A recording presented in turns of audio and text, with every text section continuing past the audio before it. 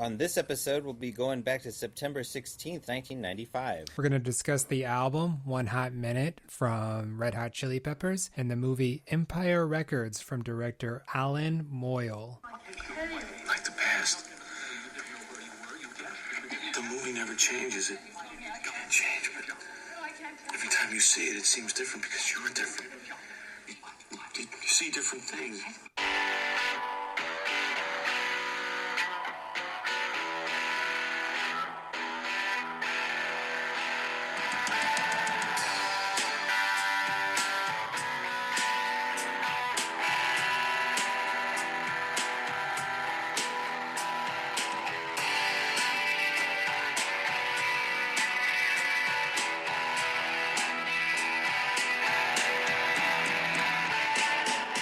Hello, I am Gary Linton. Welcome to my so-called podcast. I am Gary Linton. No, put the Gary Linton first. No. I wanted to just say thanks, Mr. Spiegel. See you later. Thanks for recording that again. Bye. Yeah, that's true. Thanks for stopping by, Don. Yeah. You sound the very consistency of which you play that song every time live. Every time he comes in, plays it live, and it's great. So. We don't always give that thanks at the end to my dad. No, we don't. My good dear old dad who composed our theme song and recorded it and sent it to us in a file that we could easily edit into every episode. That's right. Which we do at the end. We don't really edit it so well. All right. My so-called podcast. I am Gary Linton. It's reverse nepotism. That's right. Gary Linton, you are... I'm Eric Spiegel. This is my so-called podcast. Yes. And we have a guest. Hi, my name is Jake Schimke, and I love movies. Excellent. How do you feel about music? I love music also. Okay. And how do you feel about the 90s? I love the 90s. All right. What are your thoughts about me? Don't care. So this is the perfect guest for this podcast where we go back to a week in the 90s and talk about movies and music. So thank you for being on our podcast. I'm also here, so it's a reasonable question. Nope, nobody cares. Eric, what are we talking about getting in this week? Oh, shoot. We're talking about two really popular albums, the Empire Records soundtrack and One Hot Minute. That's right. And Jake, you were the one who suggested these. We'll get to your thoughts about them both, but I guess real quick, you a fan of or you like, I don't want to ruin the second half of the podcast where we talk about Empire Records, but I guess why did you choose? We could have broad strokes. Yeah, exactly. Why did you choose these two? Yeah, so I met Eric through our wives knowing each other, and it seems like whenever we get together, we talk about movies or music, and I learned that you guys have a podcast. Oh, okay. He mentioned, hey, think about something that if you want to be on the podcast, an album and a movie. Mm-hmm. And so I went away and thought about it for a while and tried to think of something that had some sort of personal significance. Yeah, good. To me or my life so far. And I thought about the very first concert that I ever went to. And that concert was in 1996. I went to go see the Red Hot Chili Peppers when they were touring for their One Hot Minute album. Yeah. And I went there with a group of my friends. I was only, I think, 13 years old at the time. So me and my four friends, Chris Irvin, Andrew Mickelson, and Brad Kent, none of us could drive. So Brad Kent's mom, Tracy, drove her 1980s Cadillac from our hometown of Stockton, California, up to Sacramento. And we saw the Red Hot Chili Peppers, and how long they a drive put on. Is that? What's that? It's like a how 45 minute drive or so. Okay. Although they put on a good show. Yeah, when you're a kid, 45-minute drive seems like a long time. But the show was excellent, and they really rocked. And there was a magnificent energy in the place, and I have always remembered it. And I think that probably opened my eyes and ears to live music and to that band, to the Red Hot Chili Peppers. And shortly after that, I bought their CD. Oh, awesome. And so that's the story of that. Excellent. Yeah, I didn't. Eric, did you go see the Red Hot Chili Peppers in '96? Pretty sure they came to St. Louis. So I saw them, I want to say 99. Oh, for Californication? When they were touring for Californication, and the opening band was the Foo Fighters. This is well-trod terrain from the Blood, Sugar, Sex Magic episode. But we saw them live, and there was a band before the Foo Fighters, and then the Foo Fighters was the opener, and then the Red Hot Chili Peppers. And they're the force of nature when they're playing live. It's incredible sounding. I remember that '96 tour, and I remember that because my friend Danny Vent, I think he went to that tour, and I was supposed to go, but something happened to where I missed that show because yeah.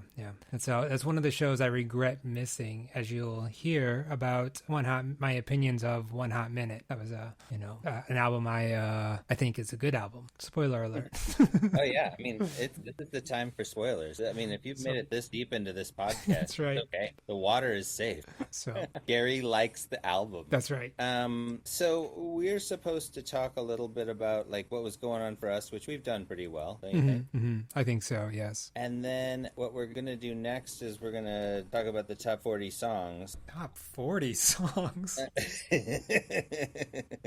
Well, it's the Top 40 Weekly is the website I go to. Yes, but we're gonna need to vamp while I figure out how. We don't talk about all 40 of the top 40 songs. We usually only break the list down into segments of 10. And this week we're gonna do the 1 through 10. The songs that were playing that week when Red Hot Chili Peppers released One Hot Minute, which I wouldn't be like. A lot of times we have bands that are not in the top 40 charts, but that's true. Yep. So, but I wouldn't be surprised if maybe Warped did squeak into the top 10. Sure, and obviously Aeroplane would definitely squeak its way. Well, I mean, if we're talking about the week that it was released, Warped was the first single. I hate to be pedantic, guys, but no, I'm agreeing with you. I'm saying it wouldn't be surprising if some of these songs were in the top 40 at some point. But at this point, it'd be Warped, and to be honest, I would be surprised if Warped is in here. But I think just because of the high watermark of Red Hot of Blood Sugar Sex Magic. Yeah. There is the Colors of the Wind that's at top 10, so that's pretty much like a Red Hot Chili Peppers song by Vanessa Williams from the movie Pocahontas, starring Mel Gibson, the most racially sensitive man alive. He got that title after the previous one died. Okay, but on the other hand, I got 5 on it by Loonies. Oh yeah, it's, number 9, and that's still legit. Yep, makes an appearance in Jordan Peele's Us. And yeah, it's very enjoyable. I think that's sort of the centerpiece trailer out there. Yeah, I mean, why wouldn't you? Number 8, Only Want to Be With You by Hootie and His Many Blowfish. Wow, everybody's favorite band. It's everybody's favorite band. Full stop. No more comment. Number 7, I Can Love You Like That by All for One. They were all British. 4, the number 4, but 1 is spelled out. Like, how am I supposed to remember that? All for One. They were a British girl band, right? I don't know. I'm thinking of like a country song. I Can Love You Like That. Is that All for One? No. I think isn't it an R&B group? Oh, are they? Okay. Or like a singing, like a young man. Yeah, I think it's like a boy band, like a Boys to Men. Oh, okay. Yeah. I mean, in the genre of Boys to Men. Yes. Let's see. All for One. I'm looking it up. All for One. Yeah, it looks like Handsome Boys. Oh. I Can Love You Like That. It's 100 million plays. Oof, that's a lot of plays. Make it 100 million and one now, right, Eric? Oh yeah, girl. You know.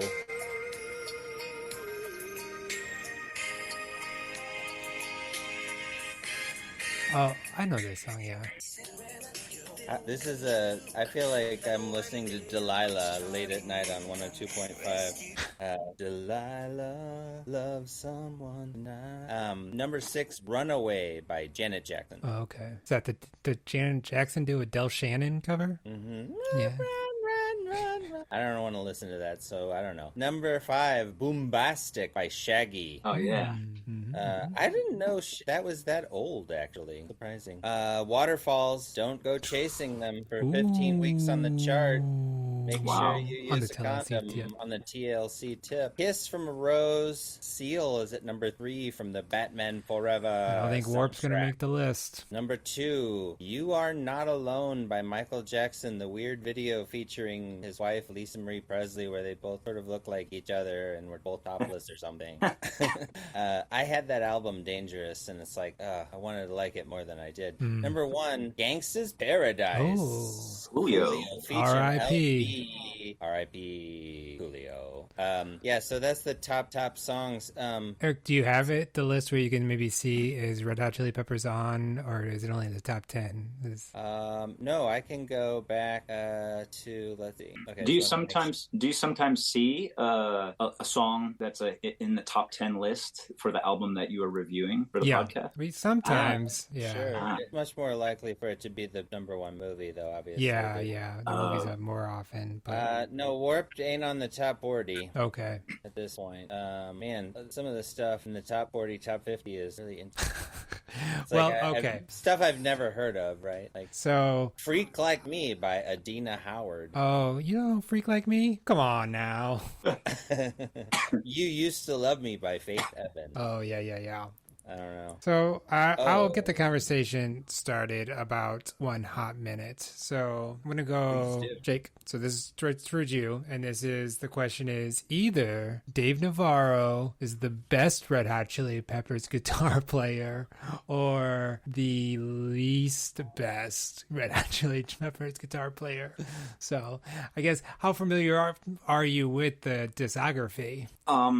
So either Dave Navarro is the best guitar playing Red Hot Chili Pepper or the worst? Well, yeah, the worst. So, but is it just number 1 and number 2, right? It's like Hagar versus David Lee Roth? Well, no, but they've had quite a bit of guitar players. They've had more guitar players than any other position. They're like Pearl Jam and drummers. Yeah. Oh man, I don't feel qualified to make that judgment. Dave Navarro is an excellent rock and roll guitar player. Which some people say is probably the problem with why this album is a lesser Red Hot Chili Peppers album to some people. I can see that argument. That Anthony Kiedis just relapsed on heroin for the whole recording sessions, and so he wasn't there very much, and he thought you could just sort of hum something and John Frusciante would make a song out of it, and Dave Navarro was like, what?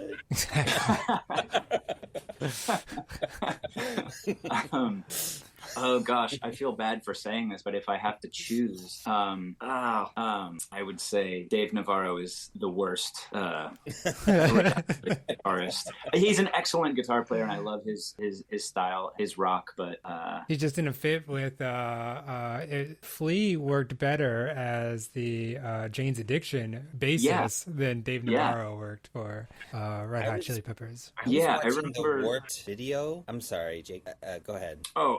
No, you mentioned Flea playing with Jane's Addiction, and I remember Jane's Addiction played as the musical guest on Saturday Night Live after maybe a year or so after this album was released, and they played Jane Says, and it sounded great. They had a wonderful jam, and I think Flea was even wearing like dishwashing gloves on his hand when he was playing, which seemed like a mind-boggling thing to do when playing an instrument that requires you to use your dexterity and your fingers.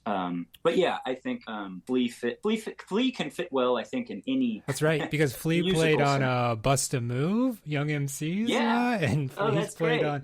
Flea and Dave Navarro played on Alanis Morissette's "You Ought to Know." So those are. They all wanted to give a middle finger to Dave Houllier. Yeah, I do too. I asked to be on. That's the rumor. I don't know if it's ever been verified, but I heard they definitely dated, and he definitely broke up with her, and he was definitely older than her, and that's all fact. And he really ought to know. Yeah, he gave her a cross-eyed bear. He ought to know. That's right. Yeah, they were in a theater. They were also there's also another obscure band called Sun 60, and they have an album that I forget. It was like their second album. For whatever reason, Dave Navarro and Flea both show up on that album, and they play for 1 or 2 songs. Is that me making some noise? Sun 60? Yeah. Oh, I never heard of that. You gotta check it out. I heard that. Don't check it out. It's not that good. Oh, well, I like Lee and Navarro. I heard that the Warp video was kind of, warped, if you know what I mean. And the music record label didn't like it. They didn't like that Dave Navarro and Anthony Kiedis open mouth kiss at the end. And that's not a joke. That's what happens at the end of it. And it's a fun video. It's like a really inventive concept that I enjoyed. But I think it's fun funny that like the studio or the record label was like so afraid to like lose like listeners over this. 1994. It's a different... So did they not play that on like MTV or VH1? I think they did. I think that that they wanted them to cut it. From my read on Wikipedia, they wanted them to cut it and they didn't. And the one that I saw on Daily Motion, which is obviously the authoritative cut, had the kiss in there at the end. But the thing that's interesting about the video, I would say, for the most part, is Dave Navarro looks like an intruder, a special guest. He does not look like a part of this band to me at all, with his nipple rings and his facial makeup and his jet black hair that's like a totally different style than they are at all, even hairstyle wise. Like, he just looks like a special guest. I mean, so the Red Hot Chili Peppers had a guitar player, Hillel Solvik, who just to bring the reader or the listeners up if they don't know, he had overdosed on drugs. And then did Frusciante come right after Hillel? So the Red Hot Chili Peppers, they formed from Flea, Anthony Kiedis, and Hillel Slovak going to school together, and they formed a group and had their friend Jack Irons play the drums. And they did drummer. Their first, I think, how many albums? They did the first, which is the self-titled, and then Freaky Styley, their second album, which George Clinton produced, I believe. And then Uplift Mofo Party Plan came next. And then, was it Mother's Milk? Yes. But I think, did Hillel, I'm not sure if he died. I don't think he was on Mother's Milk. Then it was after Uplift Mofo Party Plan. Mm-hmm. And after he passed away, they went through several guitar players. Okay. And then settled on Frusciante, who was younger than the rest of the band. I think he was only 18 years old when he joined. And by that time... probably Anthony Kiedis' choice. He was really young. Maybe. And they were, by that time, Chad Smith had joined band after lengthy auditions when Jack Irons left. And then Frusciante, they got huge. Blood Sugar Sex Magic was a huge hit. And Hillel plays on one song on Mother's Milk, and then Frusciante plays on the rest of them. Really? Which song does Hillel Slovak play? Track 9. Fire. Jimi Hendrix's Fire. That's right. Okay. So Frusciante left the band, and they needed... Because of how big Blood Sugar Sex Magic was. It was like a totally different level of stardom that he did not want, I guess. And so, and that's how big that album was. They went from... I mean, my older sister had a friend named Jennifer Mall who was really into the Red Hot Chili Peppers during the Catholic schoolgirls rule era. But I only knew of it as like, my sister's weird friend likes this thing, until Blood Sugar Sex Magic was like Give It Away and Under the Bridge were like, two of the most massive rock songs of all time. Yeah, and they went on to tour the world on massive stadium stages. And maybe that was a bit much for John Frusciante at the time. Well, I think he was doing drugs. I think so, that also. Well, yeah. And I actually just read a story which may or may not be gossip, but like Miley Cyrus doesn't tour because the threatened her sobriety so much. Really? Yeah. So you could see like this guy, if Frusciante was clean and doing yoga and whatnot, and then all of a sudden it's just like get on the bus and play, and get on the bus and play, like really test people's sobriety. Sure. Anyway, I thought that's kind of interesting because that happened to Kiedis multiple times, that he would relapse on tour. Right. Yeah. And so and then so they had a huge album. Frusciante quits. They need to make. It's hard to be famous. Exactly. Nobody wants to be rich and famous. It sucks. Obviously, is what we're saying, right, guys? So then Dave Navarro of Jane's Addiction, another LA band, like these guys are friends and they all get along, but so they invite Dave Navarro, and they make this album. It's a really different. It actually, whenever you read like interviews between the different members of the band during sort of talking about the creation of this, it's like, it's really different to like hang out with somebody than it is to create with them, which is like, duh. Well, right. And I think the thing is, though, that Flea does show up, I think, before this. They did that Alanis Morissette, so they did play that before this. And then Hard Charger, which was the Jane's Addiction for Howard Stern's Private Parts. That's like a Jane's Addiction song that Flea plays bass on. I think he played on that, so I think that was part of it too. That's interesting. Yeah, I mean, the thing that I would respond to that, I guess the first thing that comes into my mind is that Lee is just so talented. He can adapt to any genre. Right. But Anthony Kiedis is its own genre, I think, maybe. And so it's like Lee is only limited by the Red Hot Chili Peppers genre, kind of, which is not very limited. I mean, he gets to bust a move. Clever. So, well, also, sorry, but you mentioned like Flea and Navarro playing other tracks with different groups, and I'm thinking of a track that, well, they released as the Red Hot Chili Peppers, but was not on any of their albums, and that is "Love Roller Coaster." Originally written by the Ohio Players, and it was featured in the Beavis and Butthead Do America movie soundtrack. That's right. And I think that is such a fun version of that song. That is, They put their own style on a fun funk classic, and that still had the rap rock in it. Actually, he added some real rapping, funk and rapping. Sorry. Yeah. And Navarro. Oh, Jake, go ahead. Oh no, and kazoos. There's kazoos. Oh, kazoos. That song is kind of silly. Well, and I wish think there was a kazoo song on this album. Like Navarro is able to do that cover and be able to play it. You know, it's like, okay, yeah, I can do that. I'm a great guitar player. I'll play that. Yeah. I do it. Yeah. But then when it came time to be like, okay, now we're gonna write our original songs, it's like, well, I like to play guitar like this, but they're like, well, we like to hear guitar like this. Yeah. I mean, he said in an interview, I just don't feel the energy of funk music at all. Like, it doesn't do anything for me. And the Red Hot Chili Peppers were like, you're hired. That's right. Yeah. You love Parliament Funkadelic? No. Do you love the Meters? No.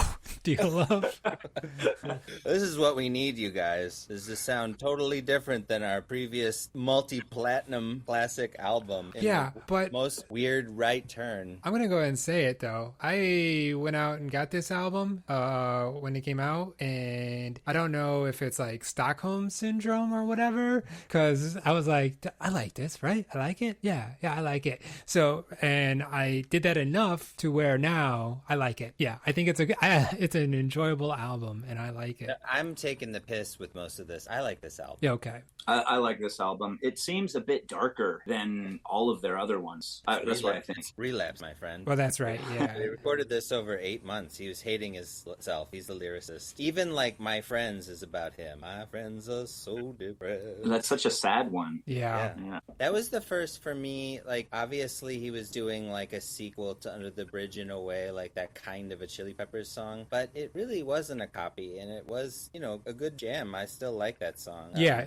My Friends is a highlight. I think Aeroplane's a highlight. Mm-hmm. I like One Big Mob. Oh yeah. Oh yeah, yeah, that's fun. Do you guys, when you sorry for interrupting? No. Do you sometimes go through each of the songs?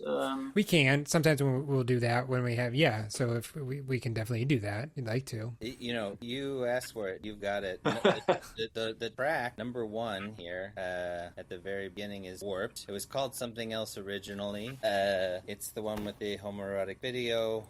They're all wearing like leather underwear. It's a surprising. It's very different from what they did before. So I was surprised they made it track 1 and the lead single, but I guess maybe sometimes you gotta be like, okay, let's get out in front of it and be like, this is what we're sounding like this time out, So when you hear this, it feels really different to you than the previous album? I think so, yeah. Yeah, and what is it? Is it the tempo or the way the bass sound different? Or is it just Dave Navarro? I might have to put it under Navarro, but I think for me it's the mood, like the vibe. Like I think the intro of the song, I feel like I'm laying motionless in bed, slowly drifting into sleep, and then when they kick in with this jam, it's like it's a trick, almost as if I'm flying like Peter Pan, like through a rainstorm at night, and it's a little bit chaotic, and there's like pouring rain over here and loud thunder, and I'm trying to avoid this lightning, and it's it's really all over the place, and it's like a 5-minute song,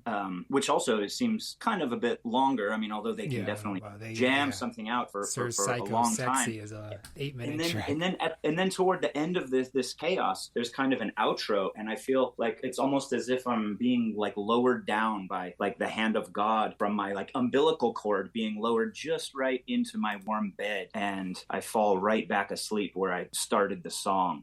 When are you falling asleep? Like when Aeroplane starts, or just when the song's over? No, like as the song is ending, the outro of Warped. The outro of Warped, and then Aeroplane comes in, and it's almost like that song is like Dorothy reaching Oz, and the doors open, and it's like Technicolor. The world is vibrant, and it's this magical place. Which like the juxtaposition, I think, of putting those two songs one right after the other is like almost like Warped is like in a way a nightmare, and then Aeroplane is like a dream, like a colorful, happy, light feeling vibe that is just is fun to go along with. Yeah, I think it's Flea's daughter's kindergarten class singing in the background, right? Yeah.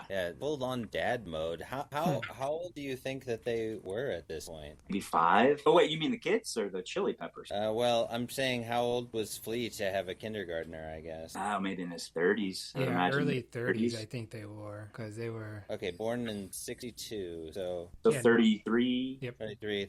Okay, so 10 years younger than us is one hot minute. 10 years older. Well, than we are now. Yeah. And older than they are then. I think that's younger than they are now. Yeah, that's a Birds song. We're talking about the Birds now. Also, that song Aeroplane is the slap bass in that is so infectious and funky, and Airplane's so commanding. Just a real fun song. Yeah, it has a real. I the feel bass like has a you presence. think Dave Navarro sort of surrendered to the funk on that one. He had to. He's just sort of strumming. Yeah, his guitar playing it's funky in that. It's not like the over it's not heavy distorted, rock riff. It's pretty though. Yeah, it's like the funky little funky guitar playing. Yeah, maybe it's the funkiest he's ever played. Yeah, I mean he's got out of his funk comfort zone for sure. That was not a Pierce Nipples guitar player. No. Sorry, I guess I kind of went from Warped right into that's okay. Aeroplane. No, don't apologize. That's fine. There. Aeroplane's good, and I don't have much to say about Aeroplane. It's that was their big hit. I think Warped. I remember Warped getting played on the radio a little bit, and people not knowing what to do with it. But then when Aeroplane came out, it was like, oh, okay, Chili Peppers are back again. This was and that one got a lot more radio play and video. I can see that reaction of hearing Warped, and maybe even a couple other songs from this album, and thinking like, this is different. I'm not sure if I like it yet. I might need to listen to it again, or leave it alone. Yeah. I thought it was a nice grab for a different genre in a lot of ways, and successful in a way. I don't know if they've ever actually come back to this particular type of song. I wouldn't know what to compare it. They definitely, My Friends is definitely of the same lineage of Scar Tissue and Under the Bridge, right? Like McCartney songs all have like sequels and prequels. There's a song in between Aeroplane and My Friends called Deep Kick. Bring me your thoughts on Kick. And I think it sounds kind of spooky. Like I think this record has a few things that a few parts of it that sound a little spooky or creepy, almost like you're wandering through a carnival that's abandoned at night. And anyway, the song Deep Kick has no singing for the first minute and 43 seconds. It's just spoken word. And then rock just kicks the door open, and they've got distortion and hard bunk rock. I felt and maybe it was just because of this re-listen this time, it was almost like I enjoyed the mood that it's trying to set, but it's almost like I could have probably done without the talking. It might have been a stronger song if they just went straight to the song, I respect that they were trying to do something different, but kind of it's like, okay, let's get to the music. But that might have just been me on this re-listen where like, come on, let's go. Yeah, once they start rocking, it's a good, I think yeah, it's great. Yeah, it's I really agree. good. Yeah, And yeah, It is. I don't know if it's their deal, but I do think that probably some of the songs on Blood Sugar Sex Magic are kind of long. But these songs are kind of long. yes, yeah. There's several that are 6 minutes, On the long 5, side, 6 minutes. Yeah, I think they were just doing. I mean, I think that was just kind of Oasis came out with a long song in mid '90s. Songs were just longer. I think Yeah, Really? which made the albums really long. Yeah. Sure. Yeah, I would think radio stations or like MTV, they would want like those 3-minute songs. But maybe at the time it was a little different. Well, yeah, Paranoid Android was a longer song by Radiohead. And Well, that was like an art experiment. It yeah, was so but I mean, it was fucking just long. longer songs were happening. Is all I'm saying. 1995 for the Yeah, bands I that mean, we I were think listening to. I think it's also kind of a flex of a powerful band. Be like, what are you not going to play the latest Oasis song, you dipshits? That could be too. Yeah. And there used to be music video edits of songs too, I think. Yeah, I think so. You're right. There's only one portion of the critical reception of. Oh, are we on to My Friends yet? Yeah, sure, let's go. Talk about My Friends. Okay, the B-side was Let's Make Evil. Came out October 9th, 95. It was the second single. And it has a critical reception only on the Wikipedia page saying Sean Pattenden from Smash Hits gave My Friends 4 out of 5, complimenting it as a touching lullaby about how ace friends are, even when they're glum. Anthony Kiedis' voice is both brutal and plaintive. A proper song. Absolutely ace. I would imagine the author is British. That's the only thing on the Wikipedia page for this song's critical reception, which I think is really Wait, quite... for My Friends? Yeah, Wow. absolutely ace. Well, Wow, I mean, how many? the times it was performed live on the Wikipedia page. Oh, Wow. it was a big hit, right? It went all the way towards the top. #1 mainstream rock Billboard, #1 alternative airplay billboards, whatever that means. Yeah, Canada Rock Alternative, #1, baby, with a bullet. Yeah. So it was a hit, but it was more sad, right, than their other songs were. Like, it's kind of a bummer. Yeah. I mean, just the first like line or two of the songs. Ex-girlfriend called me up alone and desperate on the prison phone. Yeah. Wow. I mean, who hasn't been there? Well, right. Right. My distraction is like, what's she in prison for? Why's she in prison? What'd she do? I mean, usually it's like a meth addiction and then do credit card fraud, Gary. I'm just That's playing true. the odds here. Yeah, exactly. That's right. So yeah, I enjoy My Friends. It's a good song. I like it. Yeah, me too. I like it as Getting well. another bubbly there. So we can move on to Coffee Shop. What do you think of Coffee Shop, Jake? Sure. I love that song. I love Coffee Shop. It's that is like getting back to the Red Hot Chili Peppers right there. Is that funkiness, that in your face.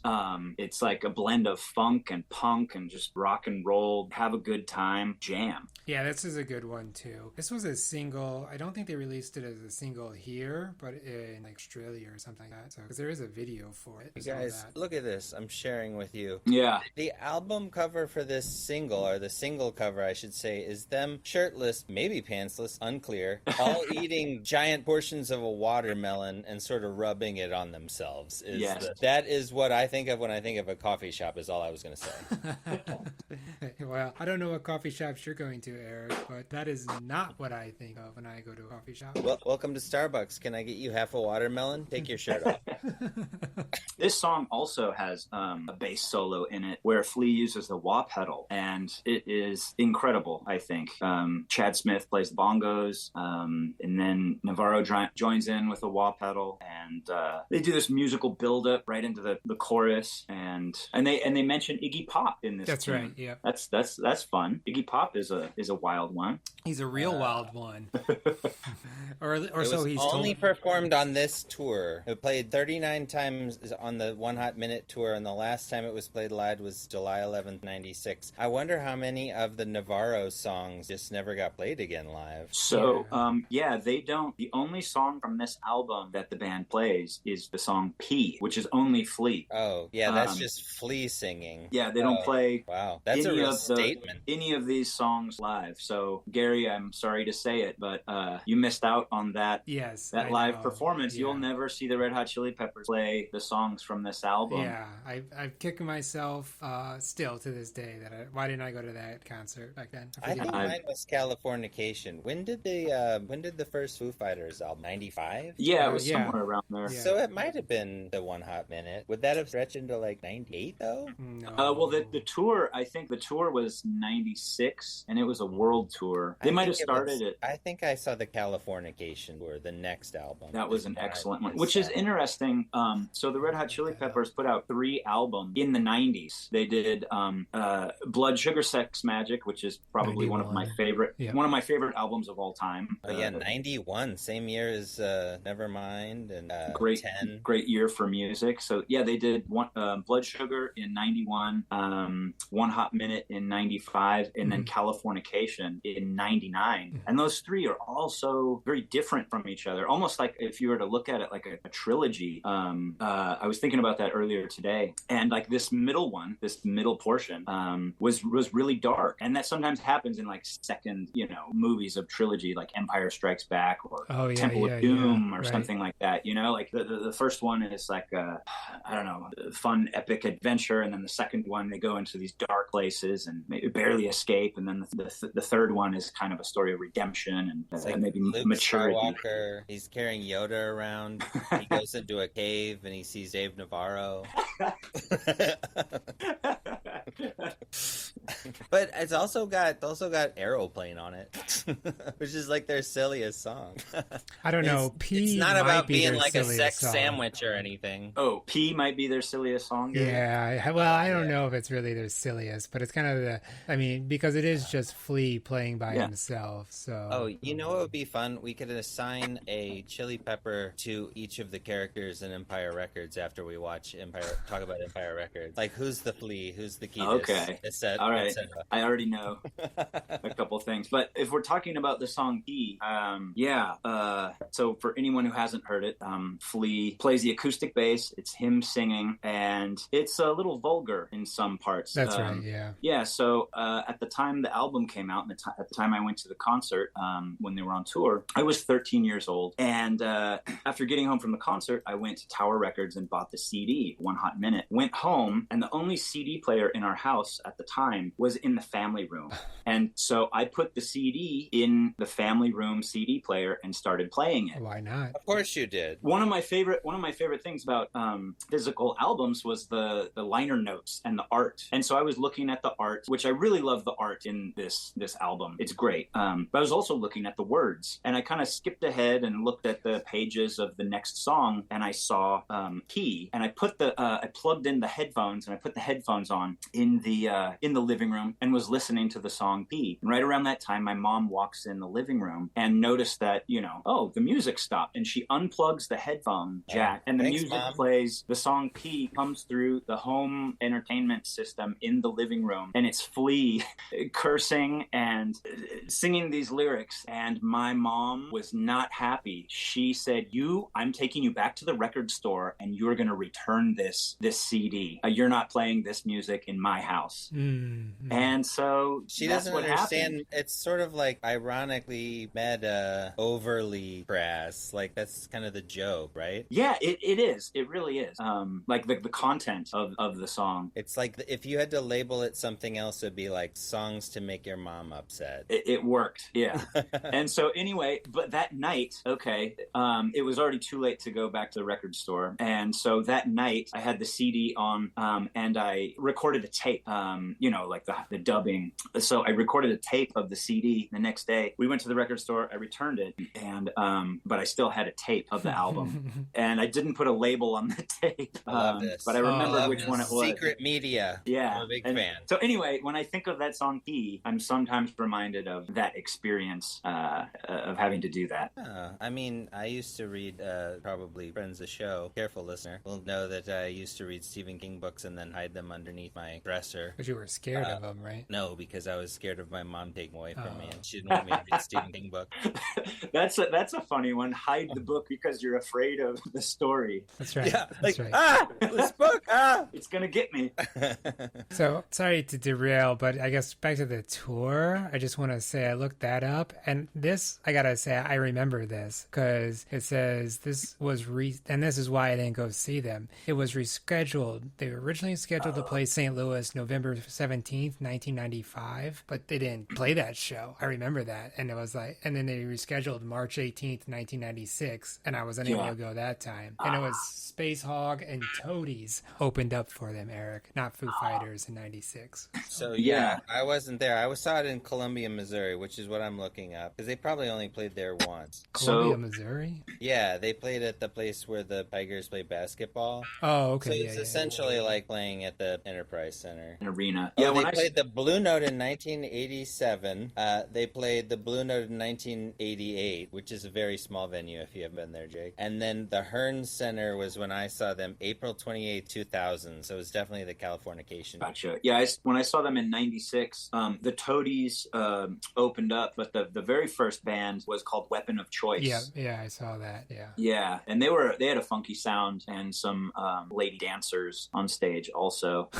Nice. Yeah, that was a fun time. When I saw Jane's Addiction with Dave Navarro, they were opening for the Smashing Pumpkins at the Enterprise Center. Oh, wow. Before they had a fist fight on stage. They both have sued each other. But anyway, I saw that there, and it was a really... What brought me to this? What was I? We were just talking back. So yeah, April 28th, 2000, Hearn Center, Columbia. Sure. Bicycle Thief and Foo Fighters. Oh, wow. Yeah. So I saw that. I went to that same tour. I was in Northern California, and I remember the date. It was December 30th, 1999, at the Cow Palace in San Francisco. And opening up was, I think, Silverchair and 311. And, nice. And the Red Hot Chili Peppers, they came out and they played Around the World, which, I mean, you hear Flea's bass distorted, and the whole place went crazy. I went over there with two of my friends, Chris Irvin and Curtis Brazelton, and it was Curtis Brazelton's first concert. And the three of us, as soon as the house lights went down for the Chili Peppers, we got separated and lost, and I didn't see them again for the entirety of the show. And I got as close as I could to the stage and had one of the best nights of my life. And it's my favorite concert that I've been to to this day. I think I was 17 or something at the time, and my favorite concert was Californication in '99. Okay. Yeah, they came out for the encore on that one. Soul to Squeeze was the song for the start the encore. That's their best song, I think. Soul to Squeeze. So good. Also not on an album, I think. It was on the Coneheads soundtrack. That's right. Yeah. If you want to be completist, you need the Coneheads soundtrack and the Beavis and Butthead Do America soundtrack. That's right. Right.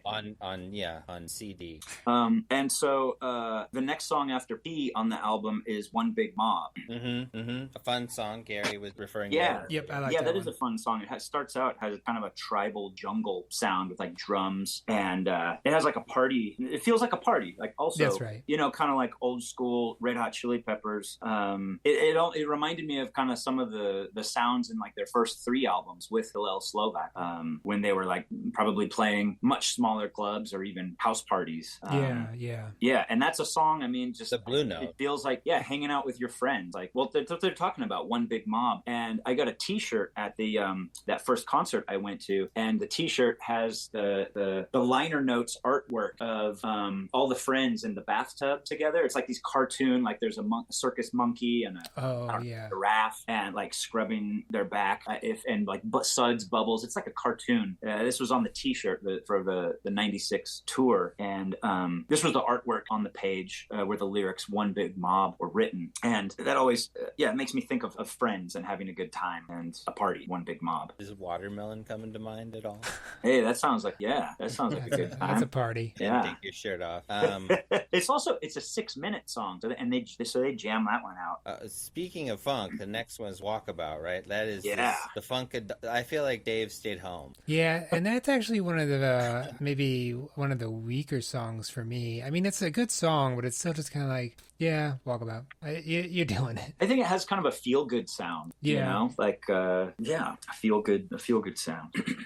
Eric, are you a fan of Walkabout? I sort of feel like I enjoy it, and then sometimes it makes me want to roll my eyes just a little bit in the middle. Really? You can do it in the city. You can do it in the zone. You can do it in the desert. You can do the unknown on a walkabout. Yeah, it's not my favorite kind of Anthony Kiedis singing in portions, but I do like I definitely like the bass lines. Yeah. I could just do without lyrics. And then Tearjerker comes next. Is that about Kurt Cobain, or is that about? Oh wow, guy? Is that about Kurt Cobain? I never heard that. I think one of the songs is supposed to be about Kurt Cobain. It might be that. First time I saw you, you were sitting backstage in a dress, a perfect mess, a dimple in your chin. I'm probably misquoting it. I don't have it in front of me. Yeah, right. I think that's it. Yeah. This song takes me to a specific memory of a time. It was a few years after this album came out. I was 16 years old, and my parents wanted to take me on a long distance bicycle ride over the course of like 6 days. And it was actually, Eric, it was in Oregon. I think we started in Corvallis, and we ended up riding 50 miles a day, totaling 300 miles. And being a teenager, I did not want to go on this trip. I wanted to stay home with my friends. I played bass guitar in a punk rock band called 3 Day Weekend at the time. And anyway, I love that name. Thank you. Yeah, that's good. So it makes me happy already. I'm excited. Maybe I have Monday off. Maybe I have Friday off. You don't know. So we went on this family road trip, which was a long distance bicycle ride, and we took everything with us: our tents and our cookware and our food, all our clothes, on the bicycles. And we did this big ride, and I listened to the bootleg Red Hot Chili Peppers album on my tape player, my Walkman. And I remember this song playing, and we were riding in the rain. And I remember feeling sad, and I missed my friends, and like, oh, my parents made me come on this trip. And looking back, it was a good thing, that we did. But also on the way back from this bicycle ride, we had the bicycles on the bike rack on the back of the car on the interstate. We were driving, and all 3 bicycles fell off of the car. Oh no! On the middle, we were going 70 miles an hour. Yeah. And we pull over the car, and thankfully no cars hit the bikes. We pull them to the side, fasten them to the bike rack, and then continue the journey home. And once we got home, I talked to my friends in 3 Day Weekend in the band, and they told me that while I was gone, the newspaper did an interview with the band and took their photo, and I was not there, so I was not in the photo. And we were in the newspaper. Well, they were in the newspaper. Oh no! And I was on this family bike ride in the rain, going 300 miles with my parents, listening to Tearjerker by the Red Hot Chili Peppers. So and it was about Kurt Cobain. It was in fact about Kurt Cobain.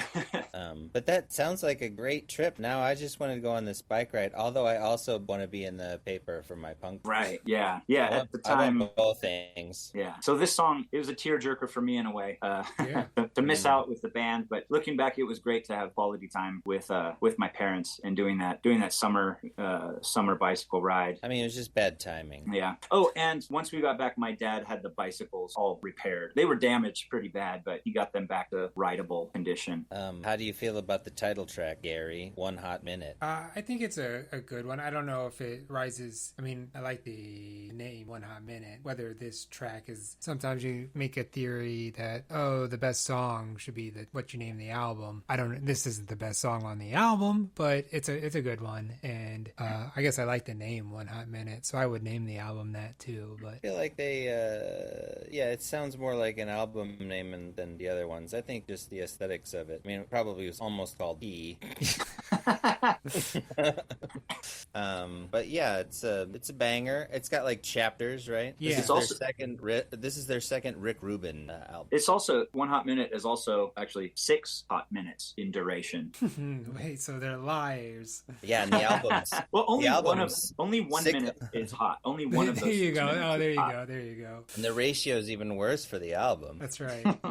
You got to really dig for that 1 hot minute. 61 minutes. Maybe that's the joke. Is like our 15 seconds of fame is up or whatever. Because they were kind of a minor league band for a long time. No, not anymore. Their career has spanned like 40 plus years. Yeah, I think. Oh no! I mean, from Mother's Milk to Blood Sugar Sex Magic is that jump in fame is what I'm talking about. Oh yeah. Like nobody would have expected them necessarily to do that again or to stay relevant for whatever 30 years or whatever. It's crazy, actually. Right. Very rare. Very rare. Like incredibly rare. It's like you can count count the bands like that on two hands or something. Yeah. I mean, they're definitely past their prime now. Like, there's been several albums in a row that are sort of like not actually like necessarily part of the canon for sure yet. Put it that way. Well, that's the thing. I mean, you can talk about, so Frusciante left again, and they had what was his name?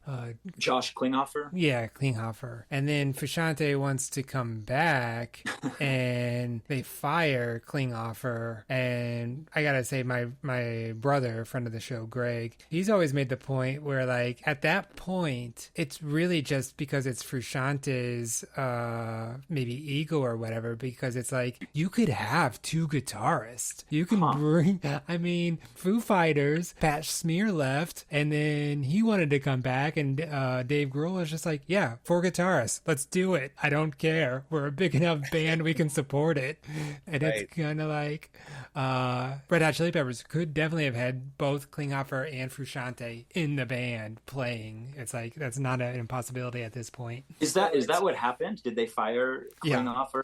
I heard he was on WTF with Mark Maron. I listened to that podcast one time, and they basically said Which podcast is that? WTF with Mark Maron.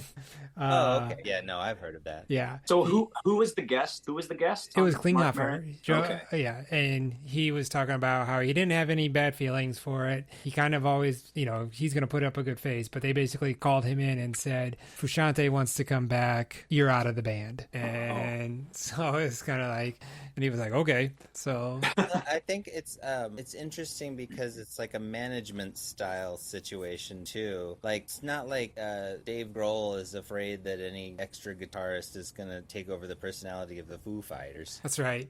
Whereas, like, I think that there was this sort of lore around who was the guitarist for these guys, because it did change. I mean, like, so there's the 80s guy, and then there's Frusciante on and off, there's Navarro, there's, other, like, it's... Klinghoffer was on the band for 10 years. He was in there for 10 years. Yeah, I think. Which 10 years?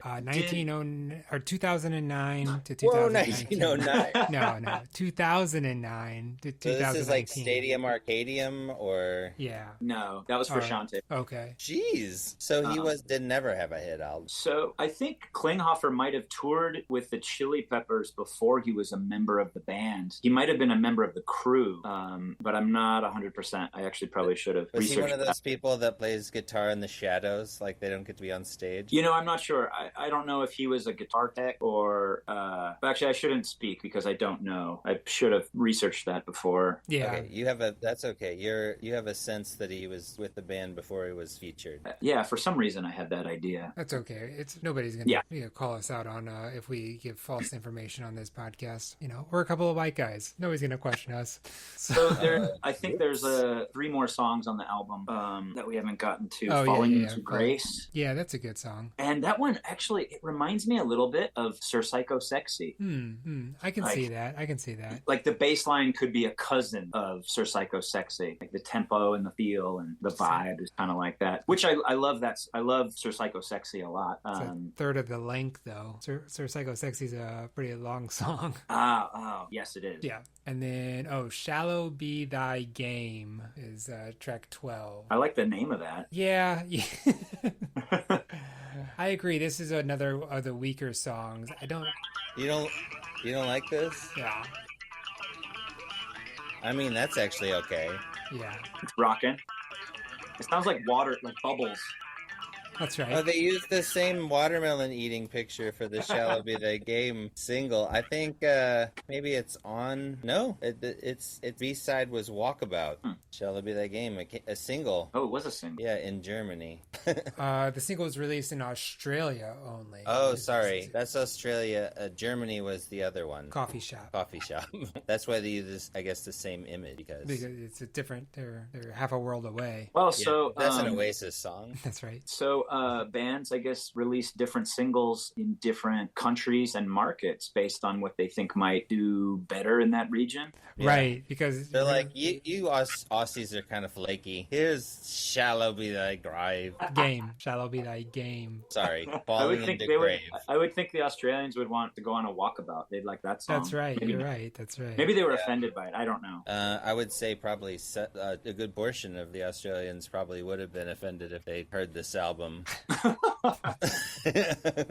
Maybe. That's right. No, I'm just saying. I'm sure that those are Venn diagrams that don't overlap a whole lot. Like Indigenous Australians and this One Hot Minute album, probably. Right. Well, they're too busy listening to Midnight Oil or In Excess Or Yahoo Serious. or Frente. Oh, I love Yahoo Serious. Have you guys talked about any Yahoo Serious films? We have not. I don't think his heyday was in the 80s, right? Young Oh, Einstein wait, wasn't it? and Okay, Reckless so wait, Kelly. Reckless Kelly, Young Einstein, Mr. Accident. Yeah. I like how you call them Yahoo Serious films. Cinema. I understand all those words separately, but together they make no sense. Yahoo Serious Film Festival. Whoa, a film festival. That's a He was a Simpsons, character. it's a Simpsons joke. He was a totally memorable character. I mean, look, we're talking about him now, That's years right. later. That's right. Okay, so Reckless Kelly is 93, though. Oh, okay. There you go. When was Young Einstein? That'd be 88. Yeah. Ah, okay. And Mr. Accident? That's 2000. Oh, wow. Oh, My goodness. He puts out one movie a decade. and he's done, too. No longer. It's like, He's 71. Yahoo No Serious. way. oh wow. That's my dad's age, I think. Almost. And then the last song on the One Hot Minute album is Transcending. Yeah. Yeah. Yeah. That one's about River Phoenix. Whoa, is it? Mm-hmm. Yeah, it's two different. Yeah, he was Anthony Kiedis definitely thinking about Lost dead friends. friends. Yeah. Wow. Yeah, that one's all right. It's not, And also probably heroin addiction. Yeah, right. yeah, or some sort of drug use or abuse or overdoses, maybe. The distorted vocals on that song make it seem a little more like uneasy. It has some sort of like an uneasiness. Yeah, I can see that. I get And that. maybe It's not comforting. I don't think anything on this is that comforting. No, it's definitely a dark album.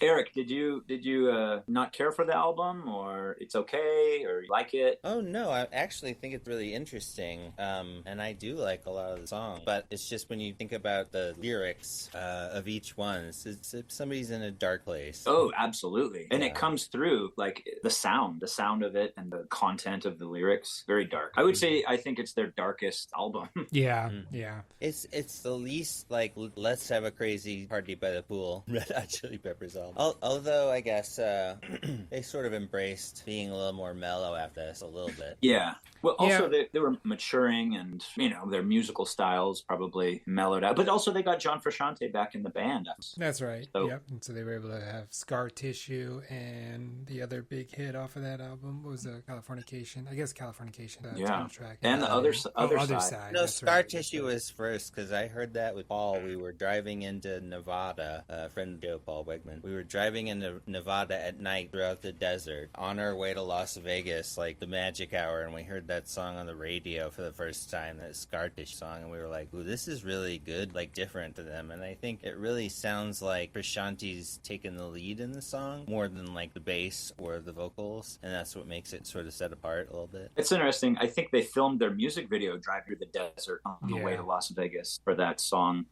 That's maybe why it sticks in my head, because then I finally saw the video later and I was like, that's so weird. Yeah. But Have the you guys memory of my actual life is stronger. Have you I think you said you've already did a podcast about Blood Sugar Sex Magic. Have you done an episode of Californication album yet? We have not. No. No, Okay. it's a lapse. We'll have to rectify. Gotcha. Let me know. Yeah. So we should probably take a break because Well, we need to rate. We usually do star ratings for our albums and That's true. movies. So also, I don't know if you guys noticed, but in 2006 there was they did a re-release or a deluxe version of the album. Yeah. The One Hot Minute, and they added 3 songs that were not included in the original release of the One Hot Minute album. I don't know if you Make Evil, Stretch You Out, and Bob. Yeah, that's right. I don't know if you guys had a chance to listen to those. I like Stretch You Out. That's a funky one. But the other 2 were okay. Yeah, and that re-release, that deluxe edition, really does drop the ball by not putting Love Roller Coaster on, because in this streaming world, I don't think you can find it. You are absolutely right. Yeah. You cannot find that original recording.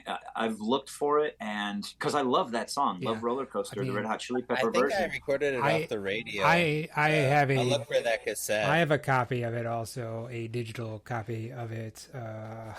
Oh, from Napster? Yeah. Napster. From back in the day. So, yes. Okay, Napster was just how we listened to the Thong song back in That's the day. right. But okay, so we're going to rate this album. 4 stars is our rating. I'm going to give it 3 stars. I think it's a very strong album. I like it. 3 stars. Jake, how many stars? I say 3 stars also. Yeah. Eric. I would say, and don't take this the wrong way, 3 stars. You go to hell. Oh, no. Oh, 3 stars. Okay. So, listener, we're going to take a break. You won't know about that break because we'll come right back, but we're going to take a break. Be right back.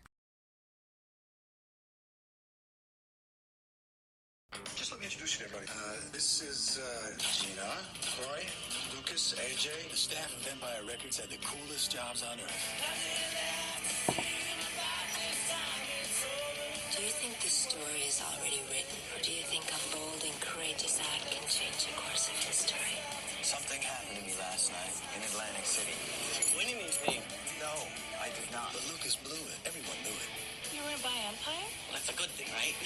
The money is gone. Where's it going to? I think it's recirculating. Turning this into a music town? Why, yeah, it's the brilliant here. I'm the idiot. I'm gonna screw up, and we're all losers. Now, 5 friends have one day to decide what to do with the rest of their lives. AJ loves Corey, not the whole story. Today is the day that I'm gonna tell Corey how I feel about her. That I love her. Yeah. Do you think that it's possible for someone to be in love with someone else and not even know it? In this life, there are nothing but possibilities. That is so sweet. I think I'm gonna barf. Corey wants Rex first time at sex. Hey Rex, what happened to your hair? I will offer myself to Rex Manning. I wish I could be brave, Aubrey. I have to be Rex's. I'd love for this trailer to tell us the entire plot, but I don't feel like we have to listen to it do that. I'm surprised at the level of detail. We're halfway through the trailer. And, just halfway? They're showing us the whole movie, essentially, so I had to cut that off. Anyway, we're back, Gary. Yeah, we're back. So we're going to talk about Allan Moyle's Empire Records. Records. Yeah, but Allan Moyle, really one of the most genius and brilliant directors that I could think. I actually can't. I don't know. Did he do anything else? he did Pump Up the Volume, previous My So-Called Podcast. Oh yeah. Okay, this is very different than that in a lot of ways. But anyway, were there other movies out? Yeah, so these were the movies that were playing at the Cineplex the same week Empire Records was released. You could have went and saw the number 9 movie, Babe, but that's John Good. No, not John. That's The Babe. This is the pig, right? The Babe is John Goodman. Yeah. Are you calling John Goodman a pig? What? Whoa, no. This is Babe, 1995. In 1995, yeah, Babe was nominated for Best Picture. That's right. But the Babe was not nominated for right. Yeah. Very good. Very good pig. That'll do, John Goodman. That'll do. That's right. Pig. That's right. Number 9, Braveheart. We've already spoke of Mel Gibson. Yeah, it's still out, huh? Yep. Still out from May when it opened. Yeah, this is September, so it's still making that money. Mm-hmm. Number 8, Hackers. Making that money. That's the right. theme to Braveheart. Hackers. I still haven't seen that. I have to see Hackers for the podcast. Okay. I have never seen it. I know there's like rollerblading, right? That's right. There's rollerblading and Angelina Jolie. And... I think there's computers too. That's computers. right. And the guy from Trainspotting. Yeah, Tommy Lee he was him and Angelina Jolie were married there for a little bit. Oh, yeah. Johnny Lee Wallace? Johnny Is that right? Lee Miller. Shawless? Have you guys done Trainspotting? Was that in the 90s? Yes, it was in the 90s, and yes, I do believe we've done Trainspotting, but I think it probably was like a decade ago. Yeah, it's been. Number 7, the number 7 movie that week was Unusual Suspects. Unusual Suspects? The Usual Suspects. There you go. Yeah. The Unusual Suspects would have been a very good sequel name. Well, what was causing me is the number 6 movie is Unstrung Heroes. And I was kind of reading that to get I was like, oh, I know this movie, Usual Suspects. But let me get... The Unusual Strung Specs. That's right. Heroes. So, okay. So number 7 was The Usual Suspects. Number 6, Unstrung Heroes. Diane Keaton. Easy for you to say. Yes. I've never seen that either. Turturro, right? Yeah, John Turturro's it. And the Murray Colm, I think, or I'm not sure. He's the bigger guy. Okay. I never saw it. Yeah, number 5, Clockers. I did see that in Spike the theater. Lee joint. That was when Spike Lee was sort of influenced by Scorsese, but also sort of Belly, that overexposed very Hype Williams. bright. Yeah, Hype Williams. Really, really bright whites that are like glaring, and I don't know. It was fine. Yep. I didn't think he did a good job of telling a story. He always does a good job of painting a picture, but in this one, sort of failed to sort of catch me with the actual story. Yeah. Also, Turturro's in Clockers, isn't he? Yeah, I think so. Yeah. Delroy Lindo's who I remember being in. Oh, that's right. Maybe Harvey Keitel. I think Harvey Keitel's in it. Oh, maybe. Number 4 that week was Dangerous Minds, which isn't a surprise since Coolio's Gangster's Paradise was the number 1 song. Rest in power. Yep. Number 3, Tu Wong Fu, Thanks for Everything, Julie Newmar. Rest in power, Patrick Swayze. Yeah, and John Leguizamo's career. Oh, take that, John Leguizamo. John Leguizamo's sense of humor. Rest in peace. Right. Number 2, Showgirls. Misunderstood classic. I've never seen it. How can you say it's a misunderstood classic? That's what some people say. Yeah. And number 1. But it also comes as a drinking game online if you want to buy it that way. Okay. Number 1 is the movie Seven. Yeah. I thought it was like maybe the weekend before this or a couple weekends before this, it was like the NC-17 stripper movie or to go see. It was sort of like the Barbenheimer of its time. Like one of the most like gruesome movies ever released. No, both of those came out. This was the opening weekend for both of those. This weekend? Yeah. Interesting. And so, and Empire Records also opened at on 87 theaters, number 17. Oh, wow. Yeah, it was a big bomb. Yeah, it did not do well. Yep. Why was it only released in 87 theaters? Because I think the initial screenings did not go as they had hoped, and they kind of scaled back. I don't think there was really a big nationwide marketing push for this film after some of those test screenings did not perform as the bigwigs had hoped. And so it was a crowd pleaser that didn't please the crowds, as it were. Well, the one thing I read about it was that the one of the crowd was mostly Latino kids who could not relate to what was going on in this movie. You mean the test audience? Yeah, the test audience was they showed like a Hispanic neighborhood and were like, "Hey kids, why don't you come watch this movie?" And they gave it a bad score. So here's the deal. The problem is that it's because it's a bad movie, right? That's why that happened. Yes, but that is true. But at the same time, I felt like, this is a little bit of a spoiler, I guess, that I felt like it was sort of a charming and lovable bad movie, and at times sort of likable also, which is hard to do, and sort of shockingly so at moments, but it's not it doesn't seem to really be thought out per se. Well, go ahead and start your question and ask Jake what you got to need, or well, either you would agree with me that it's not it's missing some pieces, or you're like sacrilege. That's what you have to pick between. No, I would agree with you and say it's missing some pieces. Yeah. Which pieces for you make sense that it was only released in 87 theaters? But I will say, before watching this movie, in preparing for this podcast, I have not seen this movie in 20 years or so, it seems like. And when I watched it, I did really enjoy it. So I went along for the ride. I had a good time, and I found that now that I'm in my 40s, I could relate to these characters, probably almost all of them. Whereas when I watched it years ago, I think the last time I saw this movie, I was younger than the characters in the movie. So I was probably like a teenager. You were like Warren Beatty's age in the movie. He's the young kid, the shoplifter. My name's not Warren! Yeah, I was probably around his age around that time. And I thought the way this movie portrayed working in a record store, I thought that seemed like the coolest job. I mean, I liked music, and I kind of a little bit felt like an outsider. And it seemed like this Empire Records place was somewhere where different people could come together and work, and also, in a way, embrace each other's insecurities or shortcomings or quirks, or it just seemed like it was like a dysfunctional family almost, and it made me want to work at a record store in a way. Yeah. Although I never did. Did either of you ever work at a record store or something like that? The closest I worked at Blockbuster Video, so that was the closest I got to working at a record store. I worked at Domino's Pizza.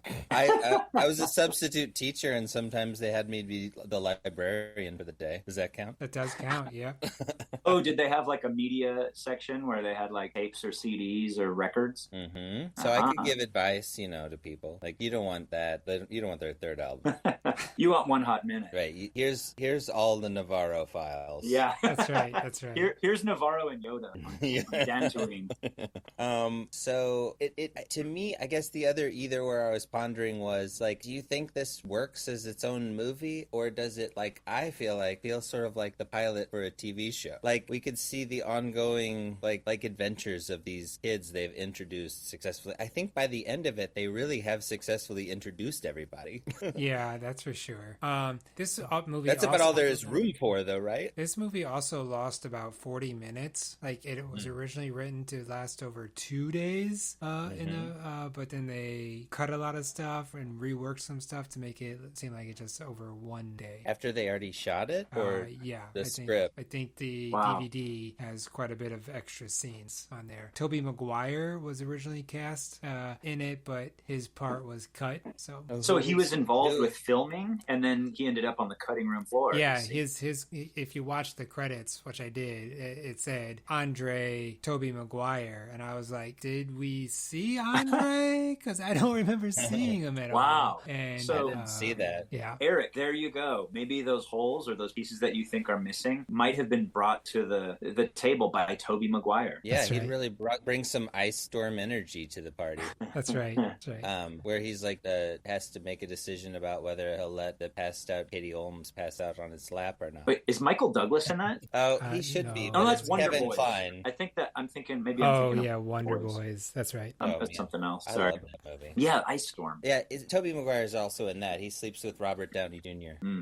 Yeah, Elijah Wood. Yeah, Elijah Wood also Ice Storm, and Christina Ricci, right. Sigourney Weaver, Joan. So, I mean, should we Kevin Kline. mention the kind of the basic storyline going on in this movie? Hey, thanks, guest, for keeping our podcast. Yeah, we should. That was what we were just about to do. Obviously, let's walk us through the characters. I guess Do you got that all like pulled we up? did the tracks. So who's what's her name? Who's who is Lucas? What's that guy's deal? Oh, You know Rory him? Cochrane, the actor. He was also in Dazed and Confused. He's like the record store employee who's kind of a rebel, and it's his first night closing the record store on his own with the responsibility of, taking care of all the money. And the only rules that the boss Joe gives him are don't touch my beer, don't touch my cigars, and don't touch my drumstick. And after he closes, we see him in Joe's office, and there's empty beer bottles, and he's smoking a cigar, and he's drumming away. He's playing with Joe's drumsticks on like stacks of cash, and he's got $9,000. It's really in excess. It's like he's It's like he's a kid. He's also like a witch doing a spell. It's like he has to do everything at once. In that scene, it was a funny moment, I thought, and he realizes, going through the boss's drawer that he's planning on selling out. I mean, although he makes some assumptions. He believes that Joe is going to sell to the big music town, the big corporation is going to take over their little Empire Records in somewhere in North Carolina. This is where the nostalgia kicks in, right? Where it's the worst thing that could happen is that this record store stays open but becomes a chain. That's right. The worst case scenario in 1995. Yeah, it reminds me of what was it? You've Got Mail with the bookstore. That's right. Yeah. Although it's interesting because like both bookstores and record stores took a real dip for a while, but they're coming back as like a different vibe, which is like record stores now would not be 17-year-olds. No, Right. It would be these same kids still working in the record. It would be Lucas would still be in the record store these days. True. Yeah. Okay, so that's Lucas. You mentioned Joe. Who's that? Joe's the boss. Mm-hmm. He's like, the vibe I get is like he he's a musician. I mean, he has a drum set in his office, so he's a drummer, maybe, dare I say, failed musician, That's turned right. Yeah. small town record store manager. And yeah, he's, I think, in a bit of a financial hard place because I think he owes the bank money. Gary? Yes. Yeah? Yeah. Well, it's because no, Lucas, he doesn't own the bank. Lucas stole the money. Stole the money, yes. And doubled That's right. down one He more thinks he time than he can- should have And in he has Atlantic to pay City. the money back. So Well, they're probably in New Jersey. He takes the money on his motorcycle, rides to Atlantic City, gambles it, and That's craps. right. Eric- And he actually he does well. He doubles it. He turns Yes. $9,000 into $18,000, That's and at that point, he could have very easily walked away and Or at made least money himself. took the half that he owes the store and gambled the half that he won, kept that going. There you go. But Yeah. Yeah, I think he's supposed to have like hit points in wisdom only, and like nothing in intelligence or That's science, right, yeah. knowledge, or math. So yeah, he has that He's vibe. like a monk or something. Yeah, kind of like a calm yet eeriness to his persona. Yeah, and he talks directly to the camera at the very end, not to spoil it, but he's like, and this was all my doing. This is like a new Yeah. feature at the very end of the movie. I wonder if they cut more of that. Anyway. Well, Narrator. So the other character, Mark, Ethan Embry, he breaks the fourth wall twice does. In it. So that's something that happened. What does previously. he say?